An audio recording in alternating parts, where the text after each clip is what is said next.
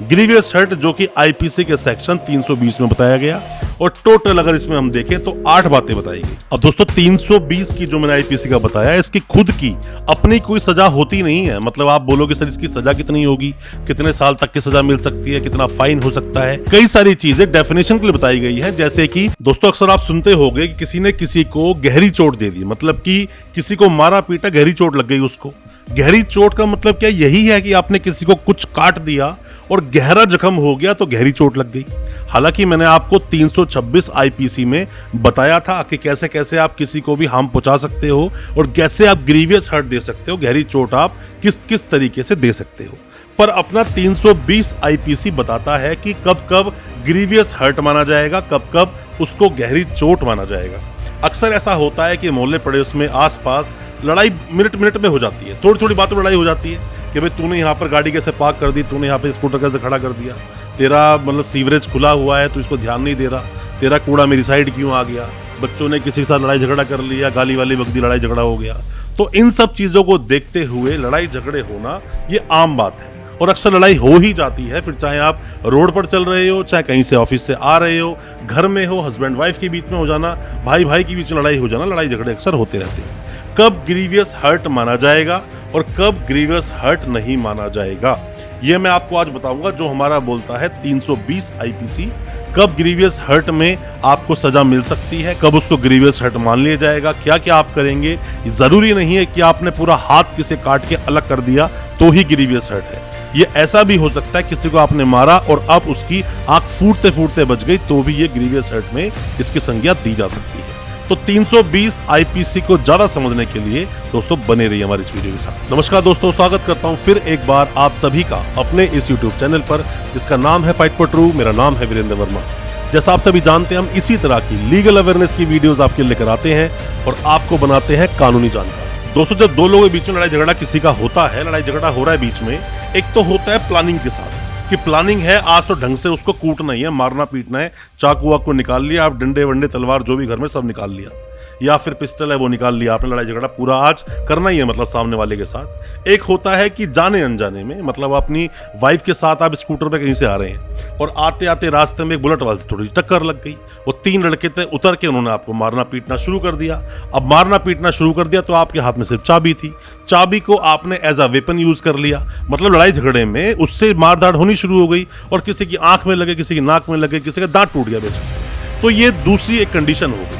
अब आपने डेलिब्रेटली मारा कि नहीं मारा वो बात की बात है। पहले आप ये समझिए ग्रीवियस हर्ट क्या क्या बोलते हैं। ग्रीवियस हर्ट जो कि आईपीसी के सेक्शन 320 में बताया गया और टोटल अगर इसमें हम देखें तो 8 बातें बताई गई। 8 बातों में से सबसे पहली और महत्वपूर्ण बात जो आपको पता होनी चाहिए जिसको ग्रीवियस हर्ट माना जाएगा वो होता है 20 दिन का समय। हमारा आईपीसी ये बोलता है कि किसी भी व्यक्ति को इतना मारा पीटा गया या ऐसी जगह पर वो चोट मारी गई जो 20 दिन तक ठीक नहीं हो रही और वो व्यक्ति अब वो हॉस्पिटलाइज हो गया या बेड पर है, वो उठ नहीं सकता, चल फिर नहीं सकता, पूरी तरह से मतलब वो अब रिजर्व हो गया 20 दिन के लिए कम से कम। 20 दिन का समय क्लियर वर्डों में दोस्तों लिखा हुआ है आपके इस आईपीसी में।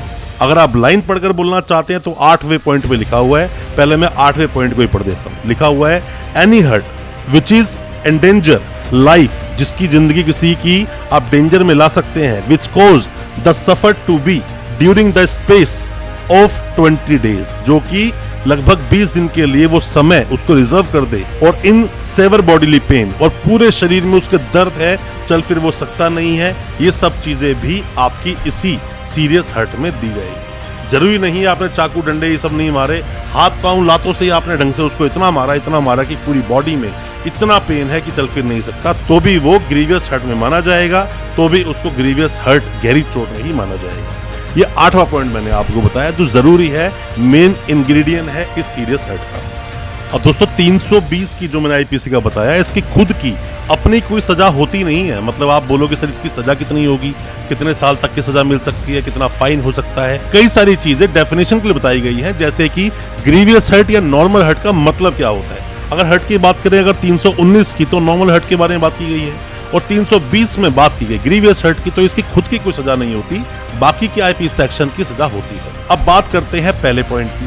पहले पॉइंट में दोस्तों क्या बोलता है, ये बोलता है किसी के भी प्राइवेट पार्ट को डैमेज कर देना। या ऐसी जगह चोट मार देना कि वो नपुंसक हो गया या फिर वो प्राइवेट जो उसका पार्ट है वो डैमेज हो गया। तो ऐसे मामलों में सीधा इसको माना जाएगा ग्रीवियस हर्ट कि आपने गहरी चोट किसी को दे दी। या फिर आप ये मान लीजिए कि चोट लग जाना किसी के आंख में, आंख ही फोड़ दी आपने, लड़ाई झगड़ा हुआ और आंख में कोई ऐसी चीज आपने मार दी उसकी आंख ही फूट गई, आंख फूट गई, तो ऐसे मामले में भी उसको ग्रीवियस हर्ट माना जाएगा। या फिर चाकू किसी का ऐसा लगा कि पूरी आंख के बिल्कुल पास से पूरा काटता हुआ निकल गया, तो लगभग आंख फूट ही गई थी, ऐसे मामले को भी आप ग्रीवियस हर्ट की संज्ञा ही दोगे। या मान लीजिए तीसरे पॉइंट में मैं आपको बताता हूँ, तीसरे पॉइंट में ये बोलता है कि किसी भी व्यक्ति को मतलब कि कान पर इतनी तेज कि किसी ने थप्पड़ मारा कि पर्दा फट गया। अक्सर ऐसा होता है कि लड़ाई झगड़ा होता है, किसी का हाथ थोड़ा भारी होता है, खिंचा के उसने उसके थप्पड़ मारा, थप्पड़ मारते उसके कान का पर्दा फट गया और उसने सुनना बंद, बट टू टू की आवाज आ रही है, बाकी सब बंद। तो ऐसे मामलों के अंदर भी अगर आप देखोगे तो यहाँ पर पर्दा फट जाना, ये मामला भी आपका ग्रीवियस हर्ट में आएगा। अब ज्वाइंट के बारे में दो बात की गई है दोस्तों। एक तो होता है पूरी तरह से ज्वाइंट को तोड़ देना, जैसे मान लीजिए किसी भी व्यक्ति के आपने उंगली तोड़ दी, उंगली तोड़ दी तो उंगली को सेट करने के लिए वहां पर कुछ भी तरीके से स्टील लगाकर डालकर अंदर वो उंगली तो बचा ली, पर वो उंगली वो मुड़ती ही नहीं है उसकी, मतलब परमानेंट कहीं ना कहीं से फ्रैक्चर तो हो ही गई। तो ऐसे मामलों के ज्वाइंट किसी का तोड़ देना ये भी ग्रीवियस हर्ट में माना जाएगा। या फिर किसी की गर्दन आपने तोड़ दी, गर्दन आपने तोड़ दी, गर्दन ठीक होने में 2-4 महीने का टाइम लग गया और वो बैंड पहन के घूम रहा है, तो मतलब मैस्कुलर वो टूटना बोलते हैं उसको, पर आपने तोड़ दिया ज्वाइंट को, उसको तोड़ दिया, तो ऐसे मामले के ज्वाइंट को तोड़ने को भी आप ग्रीवियस हर्ट में ही मानोगे। ये मामला भी अगर हो गया तो प्रॉब्लम होगी। जैसे कभी कभी होता क्या, किसी का आपने हाथ इतनी तेज की मोड़ा कि हाथ का पूरा मसल मास पूरा टूट गया और ढंग से हाथ टूट ही गया, आप ये मान लो प्लास्टर वगैरह चढ़ गया, 2-3 महीने के लिए वो बुक हो गया, तो ऐसे मामले को भी आप ग्रीवियस हर्ट में ही आप मानोगे कि किसी के साथ में आपने ऐसी इंजरी की। या मान लीजिए कि किसी के साथ में लड़ाई झगड़ा आपका हुआ और आपने तेज की पंच खिंचा के उसके मारा, उसका एक दांत टूट गया।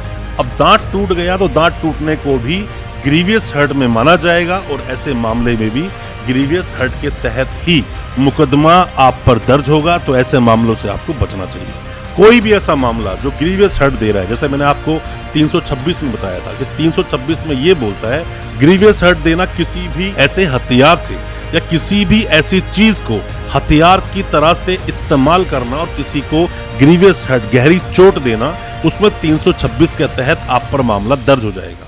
और या फिर मामला जैसे किसी को ग्रीवियस हर्ट आपने नहीं दिया, ये जो मैंने 8 चीजें आपको बताई, ये 8 चीजें फॉलो नहीं करती हैं। अब मान लीजिए लड़ाई झगड़ा किसी का हो रहा है, चाकू वाकू तो किसी के लगा, कट वट उसके लग गए, थोड़े डीप जरूर उसके बेशक से लगे, बट वो अभी लगा और सुबह बिल्कुल ठीक ठाक है, तो ऐसे मामलों में अक्सर 323 के तहत मुकदमा दर्ज करके पुलिस वाले केस दर्ज कर देते हैं और आगे फाइल अपनी भेज देते हैं, और जिसने मारा उसको अरेस्ट तक नहीं करते, थाने से ही उसको जमानत मिल जाती है। पर 326 में ऐसे थाने से जमानत का प्रावधान नहीं है, पहले अरेस्ट करना पड़ता है और फिर जेल जाने के बाद ही उस व्यक्ति को बेल लेनी होती है। किसी भी तरह के सवाल दोस्तों आपके दिल में है, 320 आईपीसी बताया, 323 के बारे में बताया, 326 ही मैंने बताया, लड़ाई झगड़े के मामले में कोई भी मामला अगर आप पर भी दर्ज हुआ है और कुछ अलग से कुछ आपके केस में कुछ ऐसी हुई जो आप जानना चाहते हैं, कमेंट बॉक्स में अपने सवालों को पूछें, हम आपको उसका रिप्लाई जरूर करेंगे।